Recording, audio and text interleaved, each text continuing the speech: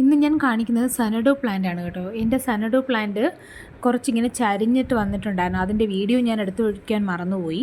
ആ പ്ലാന്റ് ഇങ്ങനെ നീണ്ട് വന്നിട്ട് അതിങ്ങനെ സൈഡിലേക്ക് ചരിഞ്ഞ് അങ്ങനെ വരുമായിരുന്നു. ഞാൻ 2 സനഡോ പ്ലാന്റാണ് വീട്ടിൽ വാങ്ങി വെച്ചിരുന്നത്. അപ്പോൾ അതിൽ ഒരെണ്ണം ഇടയ്ക്ക് വെച്ച് നന്നായിട്ട് അതെന്തോ പറ്റിയിട്ട് നശിച്ചങ്ങ് പോയി. രണ്ടാമതുണ്ടായിരുന്ന പ്ലാന്റിനെ കൂടി നശിപ്പിച്ച് കളയാൻ എൻ്റെ മനസ്സ് അനുവദിച്ചില്ലായിരുന്നു. അങ്ങനെ ഞാൻ ആ പ്ലാന്റിനെ അപ്പോൾ തന്നെ എടുത്ത് പുറത്തേക്ക് വെക്കാൻ തുടങ്ങി. ഔട്ട്ഡോർ ആയിട്ട് തന്നെ ആ പ്ലാന്റിനെ കീപ്പ് ചെയ്യാൻ തുടങ്ങി.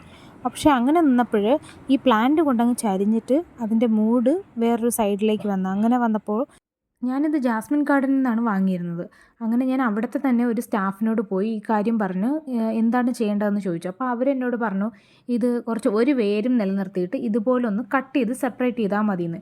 എന്നിട്ട് അതിൻ്റെ മുകളിലുള്ള ആ ഒരു ഇലകളെല്ലാം ഉള്ളതില്ലേ, അതിനെ ഒന്ന് മണ്ണിലേക്ക് താഴ്ത്തി വെച്ച് അതിനൊരു ഏരിയൽ റൂട്ട് പോലെ ഒരു റൂട്ടുണ്ട്.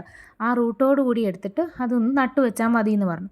എന്നിട്ട് മറ്റുള്ള ഭാഗം, അതായത് ഇപ്പോൾ ഈ കാണുന്ന പോലത്തെ ഭാഗം അങ്ങ് പുറത്ത് എവിടെയെങ്കിലും കീപ്പ് ചെയ്താൽ മതി എന്ന് പറഞ്ഞു.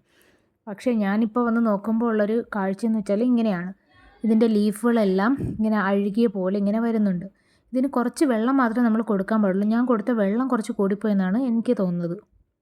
എന്തായാലും മുകൾ വശം പോയെന്ന് തോന്നുന്നു, ചീഞ്ഞു പോയെന്ന് തോന്നുന്നു. പക്ഷേ താഴ്വശം കണ്ടില്ലേ, 2 കിളിർപ്പാണ് എനിക്ക് ഉണ്ടായി കിട്ടിയിരിക്കുന്നത്.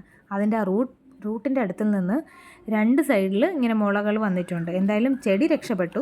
മറ്റേ ഭാഗം ചീഞ്ഞു പോകാനാണ് സാധ്യത കൂടുതൽ. എങ്കിലും നമുക്ക് 2 മുള ഇവിടെ നിന്ന് കിട്ടിയിട്ടുണ്ട്.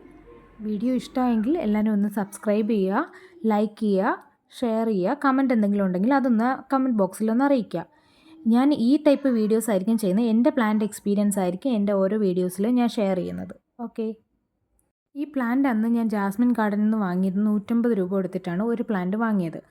ഇത് 2 പ്ലാന്റ് അന്ന് വാങ്ങിയിരുന്നു. രണ്ടും അന്ന് നല്ല ഹെൽത്തി ആയിരുന്നു. നല്ല സൂപ്പറായിട്ടുള്ള 2 പ്ലാന്റ്സ് തന്നെയായിരുന്നു കേട്ടോ.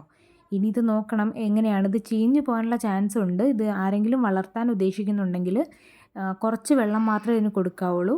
പിന്നെ ഇത് കട്ട് ചെയ്യുമ്പോഴും അത്രയും സൂക്ഷിച്ച് തന്നെ വെച്ചേക്കണം. ഞാനിതിൽ ഫംഗിസൈഡൊക്കെ അപ്ലൈ ചെയ്തിട്ടുണ്ടായിരുന്നു. എന്നിട്ട് ഇതിന് ഇങ്ങനെ സംഭവിച്ചു എന്ന് വെച്ചാൽ ചിലപ്പോൾ വാട്ടറിങ്ങിൻ്റെ ഡിഫറൻസ് കൊണ്ടായിരിക്കും ഇങ്ങനെ ആയത്. ഈ പരുവത്തിലാണ് ഇപ്പോൾ പ്ലാന്റ് ഇരിക്കുന്നത് കേട്ടോ. മറ്റൊരു പ്ലാന്റ് വിശേഷവുമായിട്ട് നമുക്ക് അടുത്തൊരു വീഡിയോയിൽ കാണാം. അതുവരേക്കും ബൈ.